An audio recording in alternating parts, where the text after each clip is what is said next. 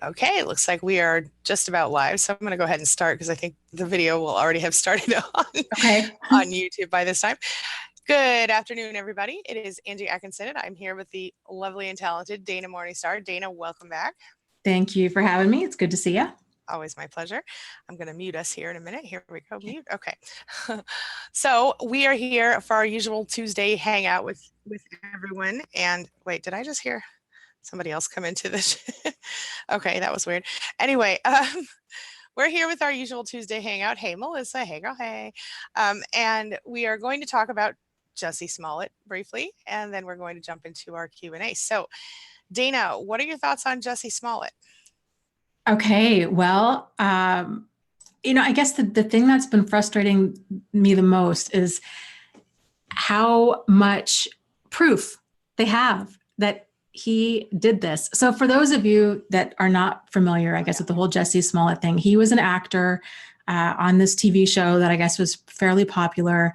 And he had claimed that during the polar vortex of all times, in Chicago, when it was like negative 40 degrees out, that two men wearing MAGA hats had attacked him, thrown bleach on him, were saying all kinds of racial slurs, and then put a noose around his neck.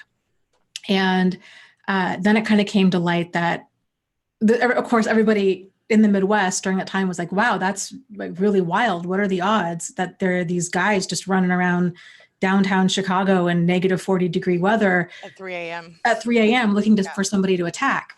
And so anyways, kind of long story short, they ended up finding out that these guys were in fact Nigerian, and that he had paid them.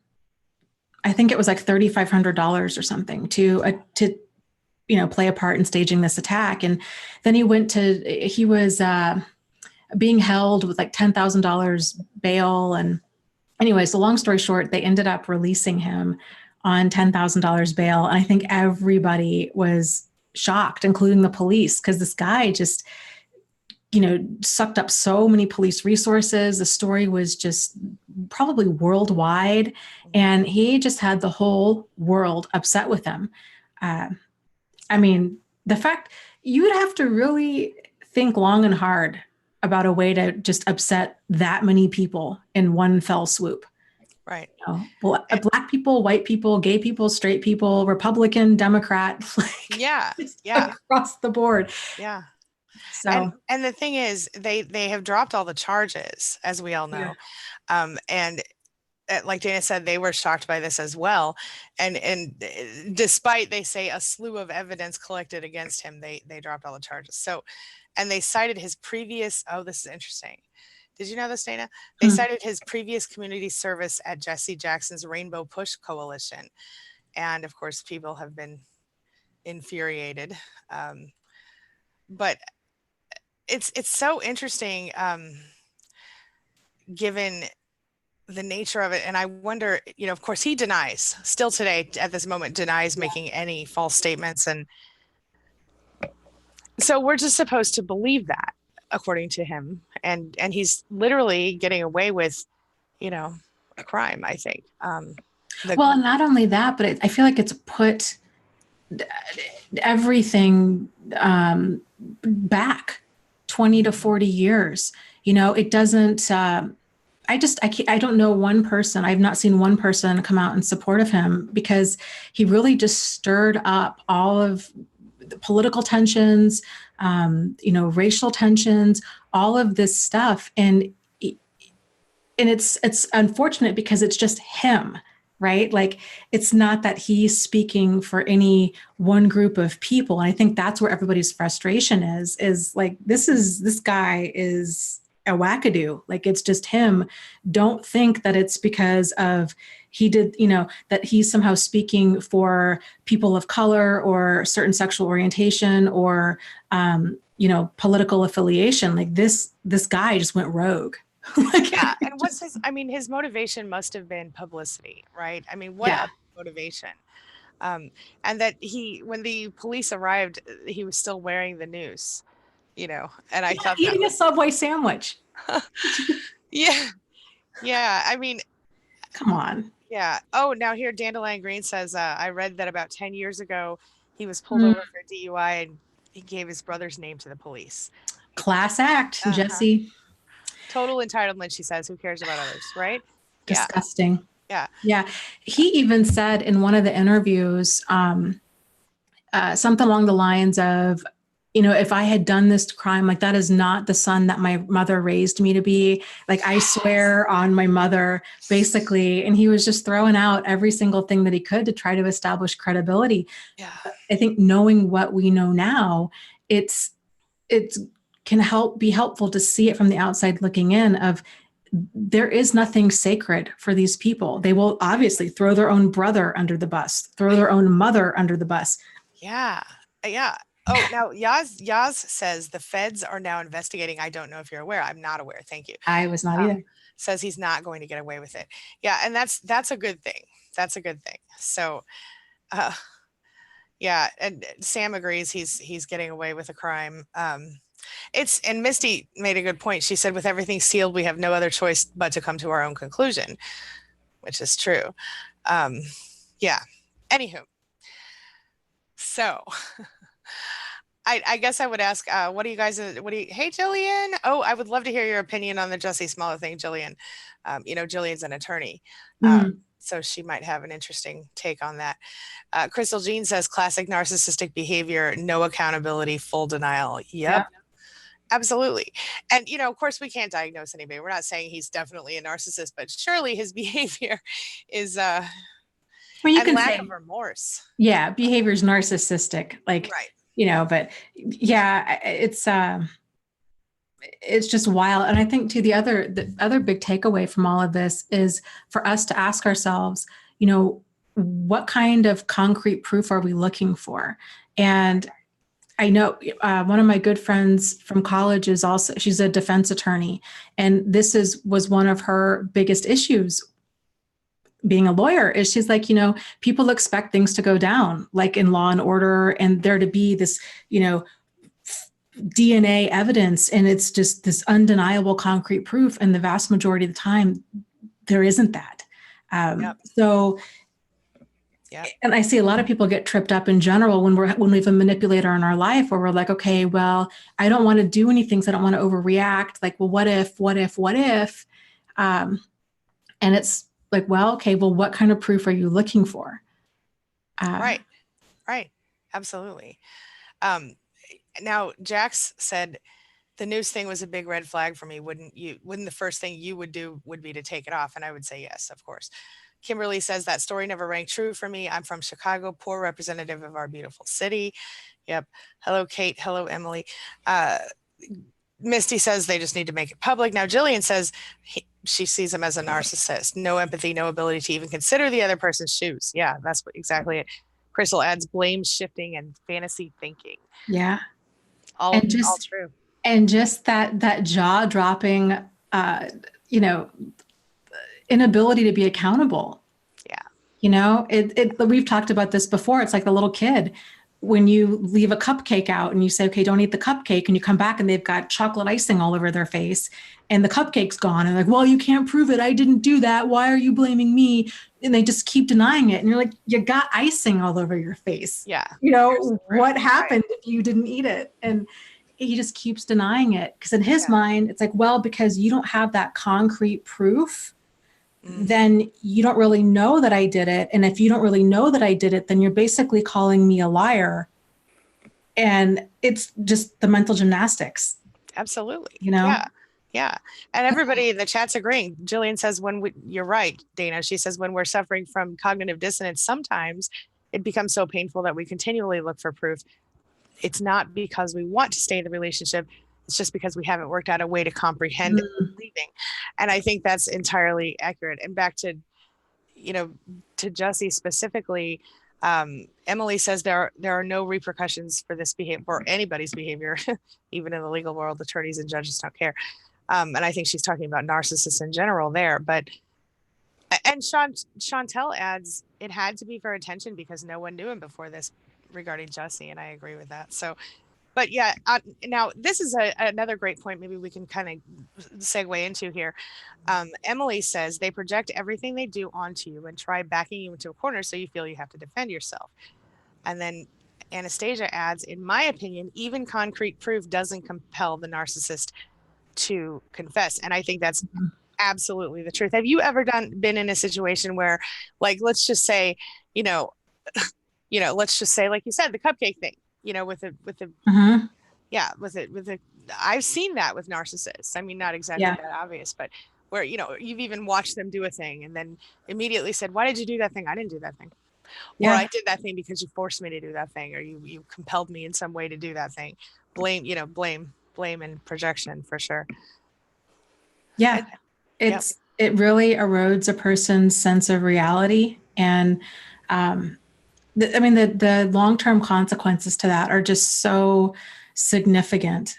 Yeah. And it's crazy making, because it's one thing for, I guess, a person to kind of lie, but it's a whole different thing when they're telling you that what you didn't see what you saw, and that if you did, then it's somehow your fault. Like Yeah. that just takes it to a whole different level of low that it takes, and a person that's in that doesn't see that for what it is. They take it as truth because we're not normally around other people who do that. So when we've got a person in our life who's so insistent that that didn't happen, who's another adult, we assume, we give them the benefit of the doubt. We think, Yeah. well, geez, well, maybe I did hear wrong, or maybe, I guess maybe that could have gone down that way. And then you start doubting yourself. But then even after that, this is what I think a lot of just people in general don't understand. I would say it's even mental, I would say even especially mental, a lot of mental health professionals, is there's this understanding of abuse of it's kind of over once the relationship's over. And Yes. it's not. And this kind of stuff, this gaslighting continues on. And this is why people tend to get caught up in these relationships. One of the reasons people tend to get caught up in these relationships time and time and time again, because their ability to understand what is true and what is not, and their ability to know when they're being mistreated and when they're not, is completely, it's blurred. It's so blurred that they're not able to keep themselves safe. Yeah. Yeah, absolutely. And and I think that's obviously the cognitive dissonance comes in when I remember in my own situation, I would be so shocked when this kind of, like, initially I would be shocked, and then I would start to try to think about it because I'm pretty intelligent, like most of our viewers here, and I know, logically, okay, I just saw this happen, but then what would happen is that I would try to perceive it from their side of things, because they would say, well, this is why I did this, or this is what happened, or this is my reason for that, or whatever. And then I would try to go, okay, let me try to understand it. Let me try to understand from your perception.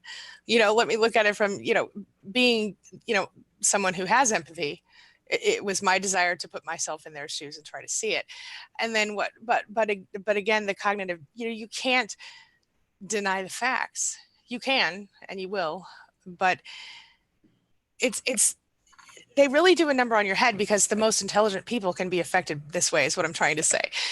Because even though, like, initially in the marriage, when I was married to my ex-husband, he would start this with me, and I would be like, what? Are you joking? Like, I thought he was joking because it was so obvious to me, and then over time, I started to doubt myself. I started to think I was crazy. I started to think he was crazy.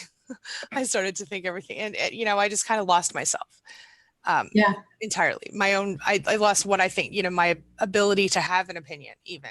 I would always be like, well, what do you think? It was exhausting. Anyway. Yeah. And that's the downside. Like, if we don't trust our perceptions of reality, then if there's only two people in a relationship and we don't trust ourselves, then we're going to start turning to the other person for clarity. Right. Did you have oh, sorry, I lost you. Maybe they lost me, but can you repeat that? Cause I didn't hear it.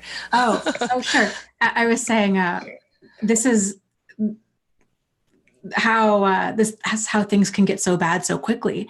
If we're in a relationship and there's only two of us in it, right? And we don't trust our perceptions of reality, just like you were saying with your ex, then the only other person we can look to is them. Yeah. And so if we're like, well, I don't know if something's a problem, I can't tell, maybe I am making a big deal out of this, maybe I am too sensitive or difficult, then we're kind of looking to them for validation. But that's the problem if they're manipulative, because not only are we never going to get it, all we're going to get is more lies and more blame and more deceit in return. And this is how people get caught up in that web. Yeah, absolutely. Yeah, absolutely. Okay. I had a question. Somebody, oh, there it goes. Somebody was asking, do we think he's embarrassed? Do we think that Jussie is embarrassed? And I can't find the comment right now, but I don't think he's embarrassed. I think if he were embarrassed, that he would, I think he wouldn't have done that. I certainly don't think he thought he was going to be, like caught, Yeah. I think it's interesting how quickly they did figure it out. Right. I will say, I live in Michigan, so I'm about 4 hours away from Chicago, and that whole polar vortex, that was the timing, Jussie, was terrible, because the polar vortex, it was so flippin' cold out here. You couldn't be outside for more than 5 minutes or you'd start to go hypothermic. Right. And that was the thing. It was like, nobody is out. Like downtown Chicago is dead. Like nobody is out because it is, where are you going to go? Like, it's so cold. Like it just does, like none of it made sense. I think that was, had he said this happened, I don't know. And again, who walks around with bleach and a noose and, all that, like that's the whole situation. Yeah. It's clearly, yeah. Anyway. Okay. Do you have a question? Sure. This is from Hope, who says, how do you prevent from being in a toxic relationship? Oh, that's a good question. Well, I think you have to start by understanding the red flags of what to look for in the early stages of your dating life. Obviously there are certain little telltale signs. A lot of times they will jump in too quickly to the I love yous and the commitment. A lot of times, like from the very minute that you start dating them, they're constantly in your DMs. They're constantly, texting you, trying to take a lot of your time. The love bombing is heavy and it often feels very real, especially if you haven't had a decent relationship before. And even if you've had another toxic relationship, you can still be thrown off by the love bombing, sadly. Dana, what kinds of things would you add for red flags or preventing it? I mean, let me add one more thing. The other thing, before everything else, before the red flags, before anything else, is to understand who you are and to respect yourself enough that you don't feel desperate to be in a relationship, and that you're willing to walk away from somebody who does exhibit those red flags, and that you have boundaries that you don't let people step over, deal breakers, things like that. Dana, what would you add? Sorry. Yeah. Basically everything that you're saying, and kind of maybe a different way to put it is we have to understand what is problematic. So it's really difficult to avoid a toxic relationship if we don't know what toxic is. And this goes back to us. We need to be able to tell when we're being treated in a way that we're not okay with. Yeah. So it's not so much about avoiding, or worrying about I don't want to attract these people, or I'm so scared to get into a relationship like this. All any of us can do is to respond to these situations if and when they happen. So if you're dating somebody and then a month into it, you start seeing oh, yikes, you know what? There's this disconnect between what they're saying and what they're doing, or they seem to lie, or things aren't adding up, or they're starting to give me silent treatment, or they're yelling, or they're threatening, or they're becoming intimidating, or they're cussing me out, or they're doing all of these things. We have to have an understanding of that's not okay. And I would say the vast majority of society justifies this stuff. It's really seen as oh, well, it's due to their childhood or they had a bad day. And so it's important, that we hold the line and we're like, it doesn't matter why somebody's doing this. It's not okay. It's not okay for somebody to treat me like this. Period. Right. End of story. And to be able, like Angie was saying, to have those deal breakers where if you address this with somebody and if stuff is egregious, right? If it's stuff that adults should just know, like adults should just know it's not okay to cuss you out. It's not okay to, be physically aggressive or intimidating or any of this. Like for me, that would just be the only boundary I would draw would be to cut contact with somebody like that. I wouldn't even give them a second chance to hurt me because they will hurt you. That's a good point. But if it's, more of like a boundary violation, they step over the line, it's important that we address that and make it very clear, like, this is not okay with me.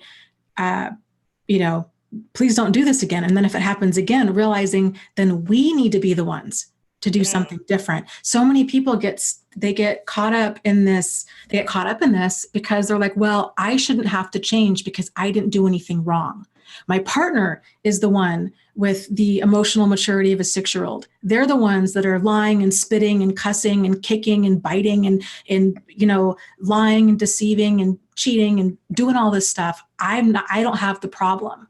Right. But that causes chaos because if their behavior brings a problem into the relationship, the problem is there. There's only 2 of us. So if they're not going to own it, if they're not going to do anything different, then that means by default, we have to do something different.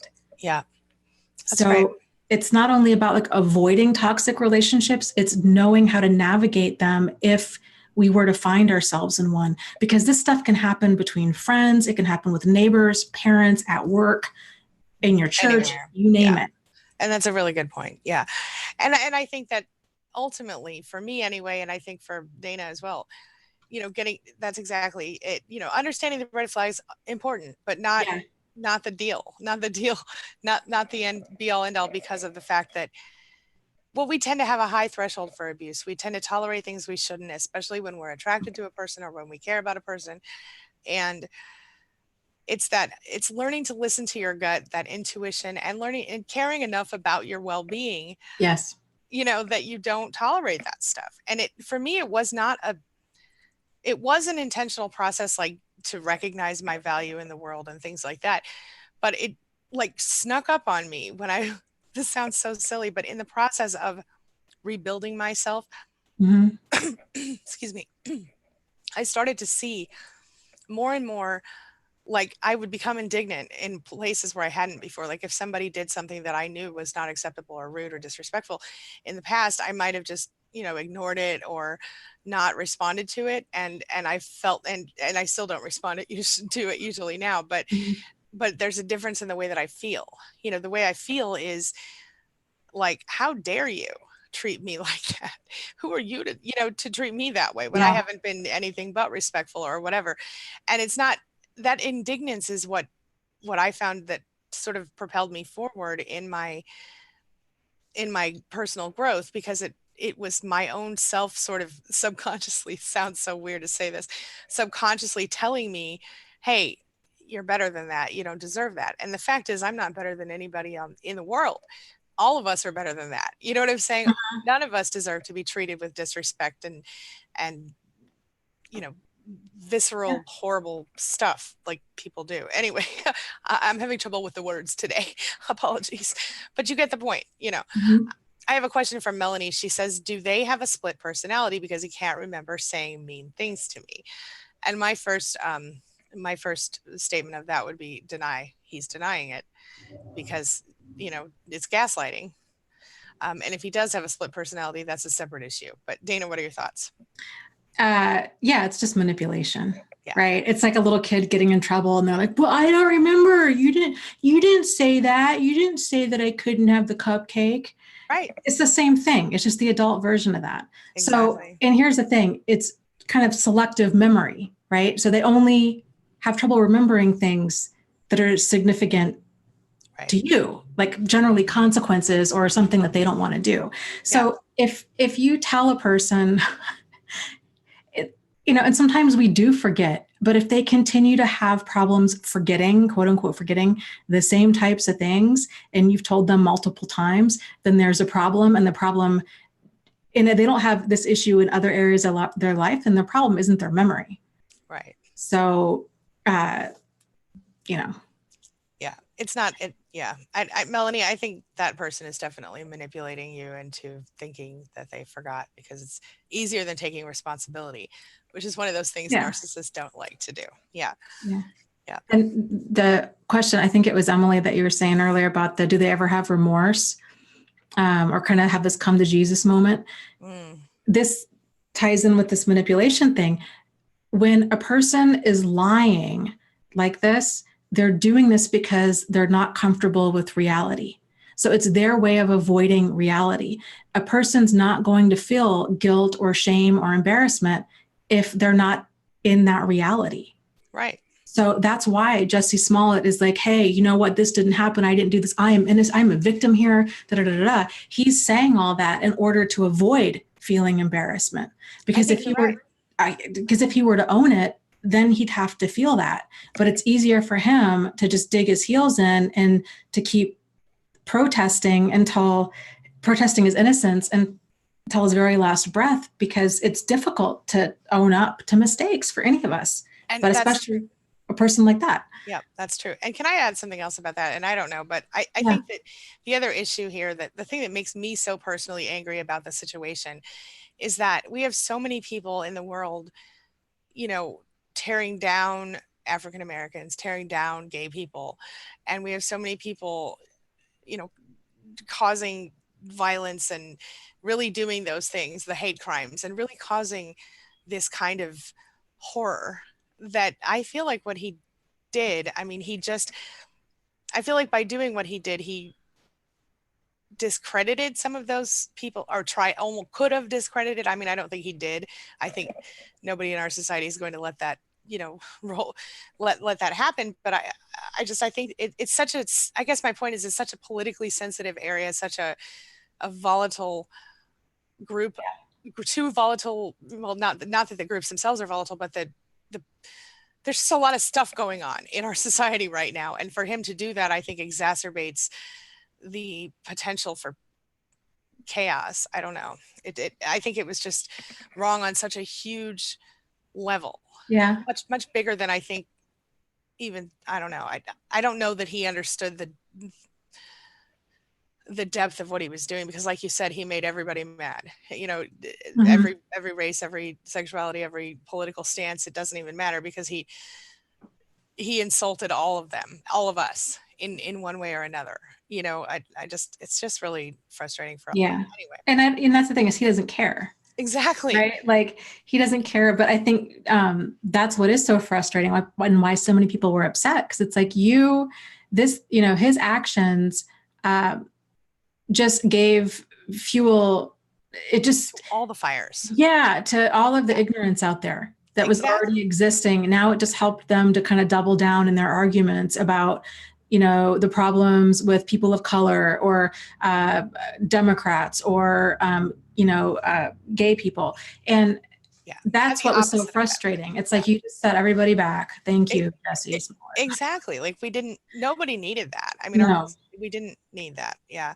It's very frustrating. It is. And I wonder, what I wonder, in his private moments, like, does he have shame? Does he have remorse? I don't see it obviously in the public moments, but he's not able to show that given his stance of being innocent. But does he in his private, by himself in the bathtub moments, you know what I'm saying? Right.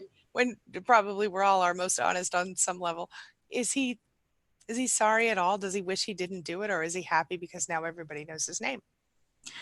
Well, I think when a person doesn't own responsibility, it's amazing the mental gymnastics a person can do in order to convince themselves that they did the right thing. Yeah. So my guess is that he's been able to spin reality in a way that allows his ego to stay intact. So I think the only remorse he has is the fact that it wasn't more thought out and that he got caught.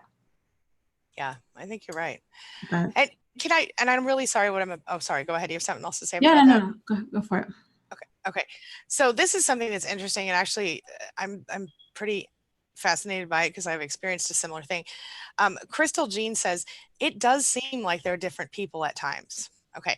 Now she's referring Mhm. back to, I think, the comment that we had earlier where they were like, well, I think it was Melanie who said, you know, do they have different personalities or split Mhm. personalities? And the thing is that I recalled as I saw what Crystal said that I remember feeling like that in my relationship, like this person would go to bed, everything had been fine, and then they'd wake up and they would be like suddenly I was in trouble, it was a different person.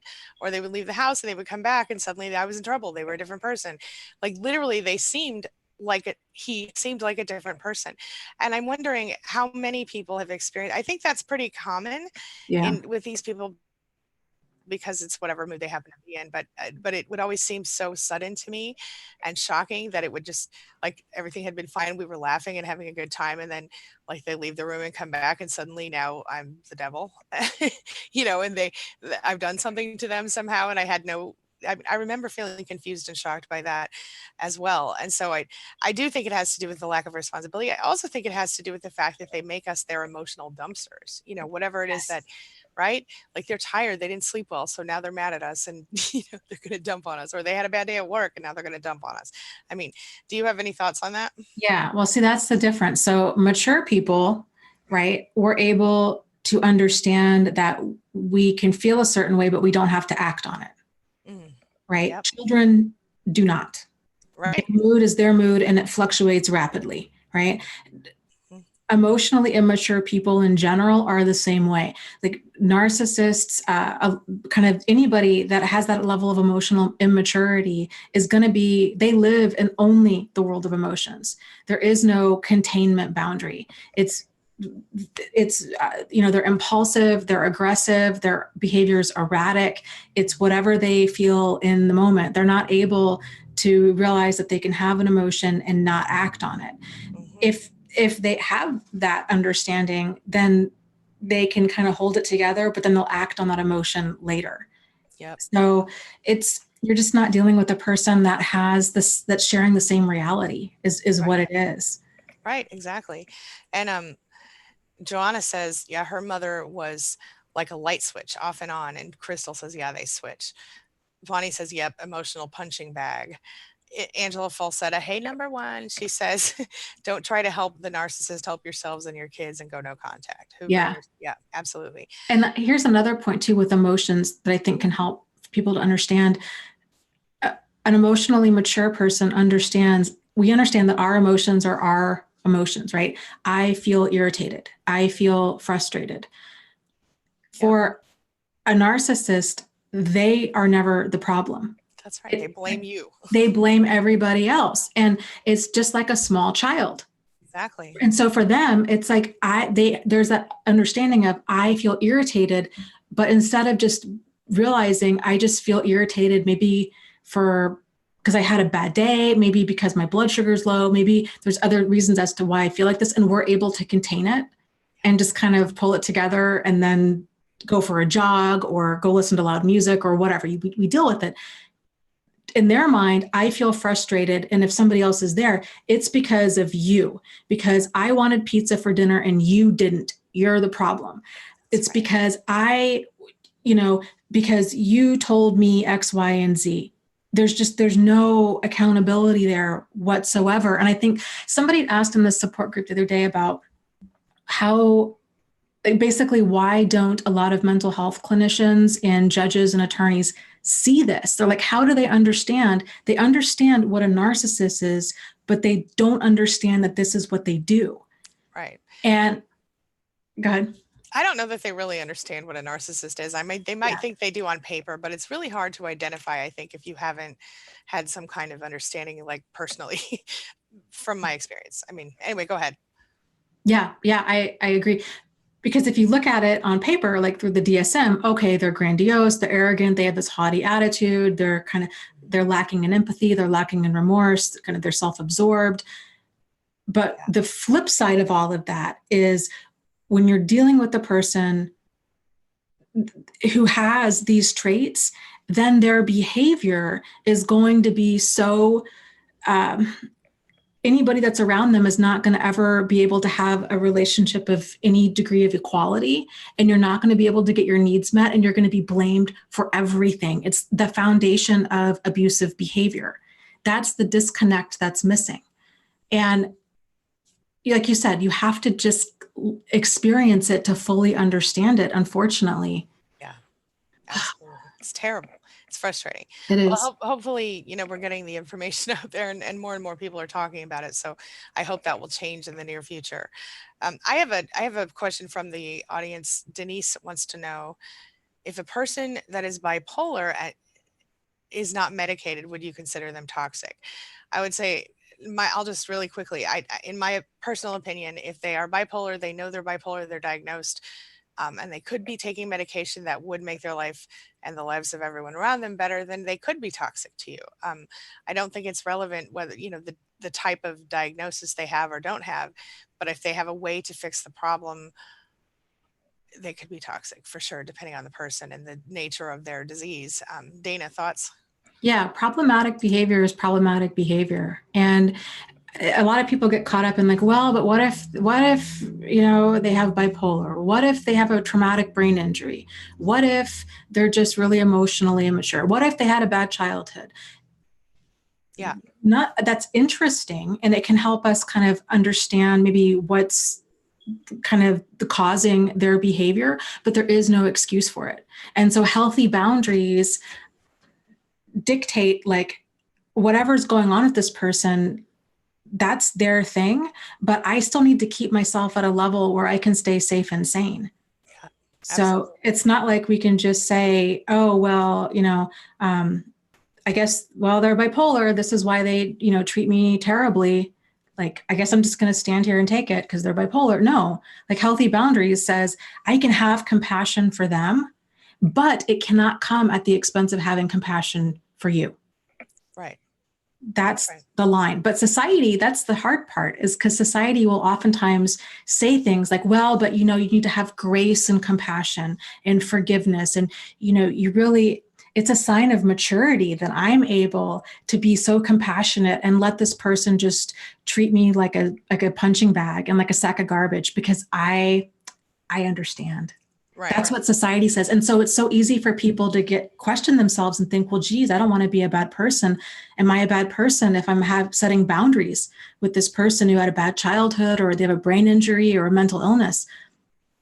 No, like it's completely reasonable to expect to be treated with dignity and respect and appropriately.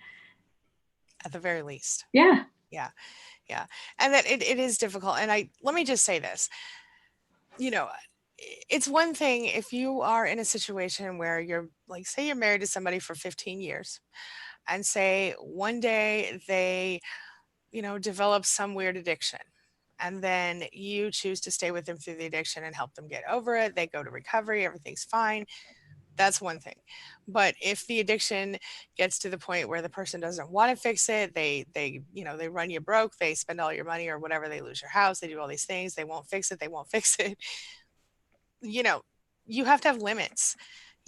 Are you going to let them run you into the poorhouse? I mean, there's always the possibility of, sometimes when you are in a situation with a person who's decent and then suddenly they change, sometimes just the idea of the possibility of losing you would be enough for that person to straighten up. Okay, I'm sorry, I'll go to rehab, whatever. Okay, good. Go to rehab and contact me when you're done. I'm going to go over here and live my life safely away from you.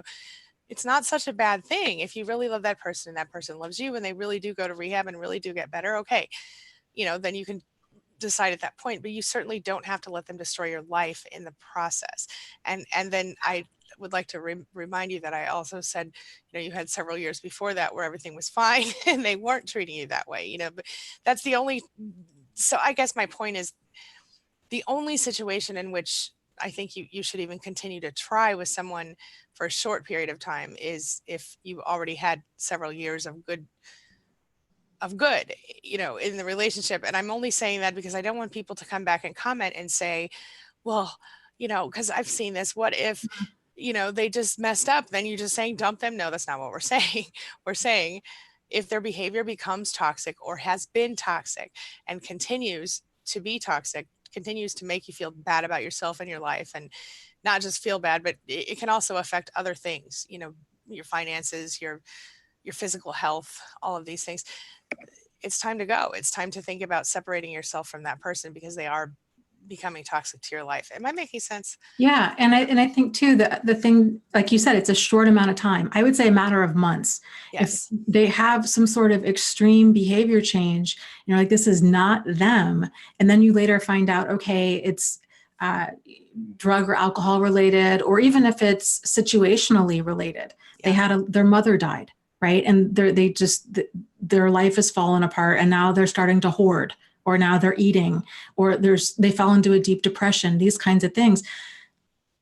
To be like you said, Angie, to be honest with that person and say, I am really concerned about you. This is not how you normally are.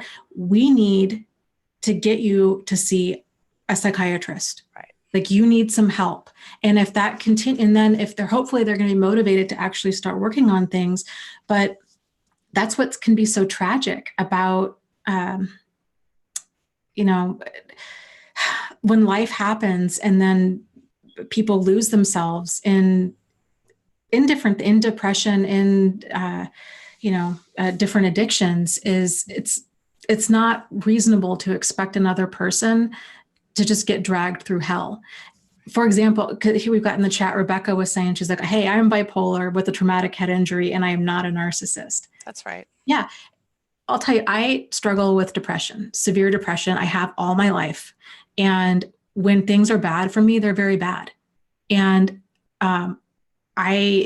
it's negatively impacted a lot of my relationships and my friendships. I am at the point in my life where I understand I have got to be responsible for my own mental health. It's not fair for me to turn somebody else into my caregiver, or to expect them to be patient or tolerant when I'm not taking care of myself. And that was a hard realization, but I'll tell you, when I had that realization, it was a game changer, because for years, that's what had been the case. Even with Travis, there'd been many times where I realized I need to go get help, because I don't want to create that imbalance there. My behavior was toxic for him because I wasn't well. I was having trouble getting out of bed. I was eating too much. I just wasn't functioning. Yeah. And so it's not just narcissists or toxic. It's any of us can have problematic behavior, but we've got to be able to own our behavior. Yes. Or we can't expect other people to stay around, because everybody's got their limit. And that's a really good point. And, I think I mentioned before, when I grew up and moved out of the house that I grew up in, I had this misunderstanding of how I was supposed to be acting in the world. I probably had some of those fleas that we talk about all the time. And I think, and of course I've gone through depression over the years. I think that I've mostly overcome depression issues, but now, instead of becoming depressed, I tend to dissociate. I tend to just space out and go off in my own little world. And it's unhealthy in itself, so I try really hard to stay on point. I'm always working on doing that. As you all know, I keep I keep this with me when I'm talking to people, because of that, because I do tend to space out, and it's not intentional, but it is a toxic behavior that I'm working on as well. And it's not toxic in the same way, I think, as some of my previous, and all of our previous behaviors have been, but it's toxic as it annoys the crap out of people, and it makes them feel unheard. And so I try to not ever make someone feel unheard or invalidated. You know what I mean? It's important that I do that. So, but I think part of that in my case, and I don't know why I'm telling you this, but I think part of that is because, like, everyone has emotional limits, right? And so doing what I do, I talk to people all day long. I hear about their stories. I try to help them get through it. Sometimes at the end of the day, I'm fried. You know what I mean? Especially on Wednesdays. And I'm just like, I can't, like, don't talk to me after, because I have calls from like 2 to 8, 2 to 10 on Wednesdays. Oh my gosh. So it's a lot. And so I just, like, I always hope my family's gone to bed before I come out of my office, because then I can just, like, not talk. Yeah. And just decompress. right? Yeah. So it's something anyway, but it's definitely, tell Yeah, me. here's a comment from Nancy who says, a sudden change in behavior could also mean a physical disease process that needs to be checked by an MD. That's right. Yes, and that's very valid. I mean, it could be an electrolyte thing, it could be a brain tumor, it could be, I mean, any number of things, but hopefully, well, you're right. Hopefully they should probably go to both. Hopefully the psychiatrist would also run, blood work, but yeah, they MD too. Yeah. Sudden behavior changes are never normal. They're always a sign that something's out of whack. Right. Right. And I think that's why we all have to go to the doctor. That's why we all have to, Yeah. get ourselves checked out. But also, like my husband, for example, recently was diagnosed with, I'm not going to share his medical stuff. Never mind. He recently had a thing at the doctor, Okay. and we had been concerned about a couple things, and his, I don't know if it was so much his behavior, except that he was tired a lot, and so he figured out what it was at the doctor. But this is the thing. I kept saying to him for a couple weeks before I finally just made the appointment for him. I was like, you need to do something. Something's wrong. And he's not this person. He's not a bad person. Eventually I just, but he didn't want to go to the doctor. And so I just made the appointment for him. And I sort of made him go, which sounds funny and controlling, but we sometimes need to do that for our partners when we're in healthier relationships. We sometimes need to just say, you know what, let me help you with this, but let's do it in a positive, proactive way. So go see the doctor, make sure nothing else is wrong, whatever. And I think that's true for anybody, like you mentioned, whether it's a behavior change, a physical change, whatever. Yeah, of course, go to the doctor. And like Dana says, certainly going to any decent therapist or psychiatrist, psychologist, a lot of them will say, make sure you get checked. In fact, many insurance companies require you to go see your regular doctor first to get a referral, but That's true. Yeah. Yeah. So, And anyway. this is why it's so nice. I heard a quote the other day that I just loved, and it was talking about intimacy. And it said, intimacy is not about sex, it's about honesty.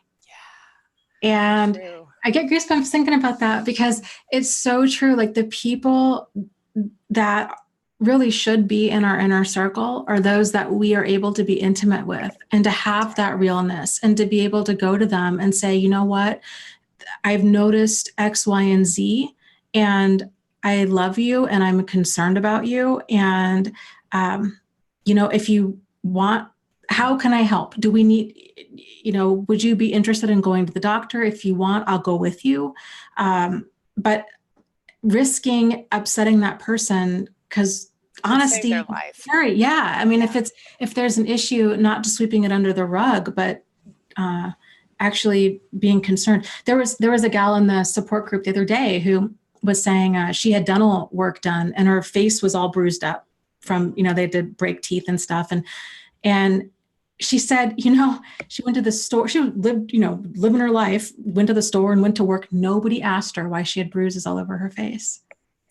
And I thought, I agree completely. Like, I see all these things floating around on the internet about, you put a black dot in the palm of your hand and that signals that you're in an abusive relationship. Or, that Dr. Phil's wife, Robin, started this app where you can contact a shelter with one click and you can get help. And what she was saying, and I agree completely, it's, people can't even see it when it's right there. Even though she went and got dental surgery, it's uncomfortable for people to say, hey, what's going on? Are you okay? That's a good point. But the people that are really in our inner circle will. Yeah. Now I do want to bring up another point here, because this is valid. And I know that we're actually out of time, but I'm going to try to, I think this is important. I just want to bring this up. Angela Miller says that someone sent her to therapy for 8 months for her insecurities. He had been cheating the whole time and made her feel crazy. So let's bring that up really quick.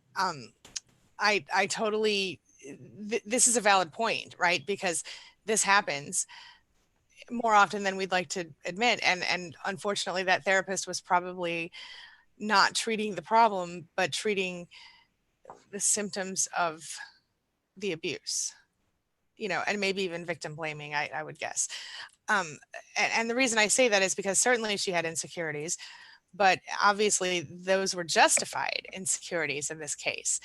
But the therapist can't see the truth behind the situation, and certainly, you can't. It's not, they're human, so unless you tell them the whole story, and sometimes, unfortunately, even when you do tell them the whole story, they don't fully understand it. But the fact is, this is why I think it's so important that you remember to listen to yourself as well. To remember to look, if you think he's cheating, and you have evidence of it, or you are pretty darn sure that you know it, go to the therapist for, how to get through the divorce you're about to file. You know what I'm saying? Don't go to the therapist for your insecurities, which are obviously warranted in this case because he was cheating on you the whole time. So I'm just saying it's all about being honest with yourself and your situation, and also trusting yourself, because I'm sure there are situations where people think, Sherry, okay, so many good questions here, but we're totally out of time. I'm supposed to be on a call 3 minutes ago. Okay. But anyway, just, I guess my final message for today would be to trust yourself, give yourself enough credit to not, and recognize your value enough to not let people walk on you, to not let people abuse you mentally, psychologically, or otherwise. And as Dana said, to Dana, tell them your message about the inner circle thing. That was really good. Oh, yeah. Well, I guess here's what I would say to that. If you're in a situation and you're having insecurities, to kind of think, do you always feel insecure in every relationship, or is it just with that one person? And is this just a recent thing? And then kind of what's sparking this insecurity? Because like Angie was saying, if you go to a life coach, a therapist, whoever, an outside person, they're missing a lot of context, and they can only go based off of what we're saying. Right. But what can be so hard is when we're going there and we're painting the picture of everything in my relationship's fine. I just have insecurities. And then let me tell you about my childhood. Right? Or let me tell you about my previous relationship. Then we're unintentionally leading the therapist or the life coach down this rabbit hole. That's right. So that's exactly it. It's just difficult, but yeah. A lot of things to talk about, you guys. I would love to sit here and talk with you for the rest of the day. I have so many things to say, but unfortunately that doesn't work today. Yes. But anyway, so we're going to have to wrap up, and I'm so sorry for the quick cutoff, but let me say this. Dana and I will be live once a week on Tuesdays. We're here on this channel, and then we alternate over to her channel on the alternate Tuesdays, every other Tuesday. Tell them, Dana, I'm having trouble with the words today. Yes, 1:30 p.m. normally Eastern Standard Time every Tuesday. Next week is my channel, and then the week after will be Angie's. We just rotate.